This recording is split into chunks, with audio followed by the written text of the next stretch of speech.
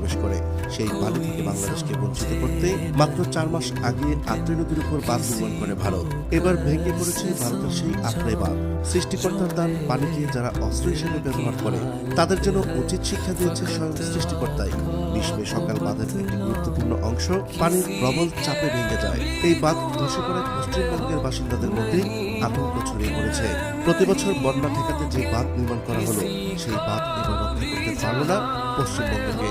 তবে প্রশ্ন উঠেছে, ভারতের আত্রাই বাঁধ ভেঙে যাওয়ায় বাংলাদেশে কি ধেয়ে আসছে বন্যা? তা জানাবো আজকের এই ভিডিওতে। চলুন শুরু করা যাক। সাম্প্রতিক টানা বৃষ্টিতে আত্রাই নদীর জলস্তর অনেকটাই বেড়েছে। স্থানীয়রা বলছেন, বাঁধের যে অংশ মেরামতের কাজ হয়েছিল সেখান থেকে ভাঙন শুরু হয়েছে। কিন্তু বাঁধের কাজ চলাকালীন গত ফেব্রুয়ারিতে বন্যার পানির চাপে আত্রাই ড্যাম ভেঙে যাওয়ার চাঞ্চল্য ছড়িয়েছিল।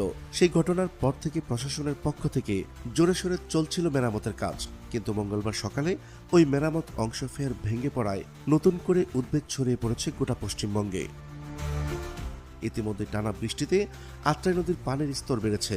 স্থানীয়দের আশঙ্কা, এভাবে পানি বাড়লে ড্যামের ক্ষতিগ্রস্ত অংশ পুরোপুরি ধসে পড়তে পারে।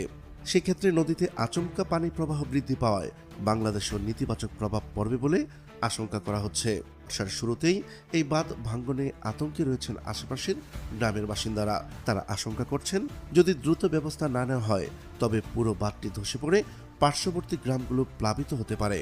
আত্রাই নদী যেহেতু বাংলাদেশে আবার প্রবেশ করে, সেহেতু ভারতীয় অংশে বাঁধ ধসে হঠাৎ পানি প্রবাহ বৃদ্ধি পেয়ে বাংলাদেশের নদীতেও বন্যা পরিস্থিতি সৃষ্টি করতে পারে বলে আশঙ্কা করা হচ্ছে।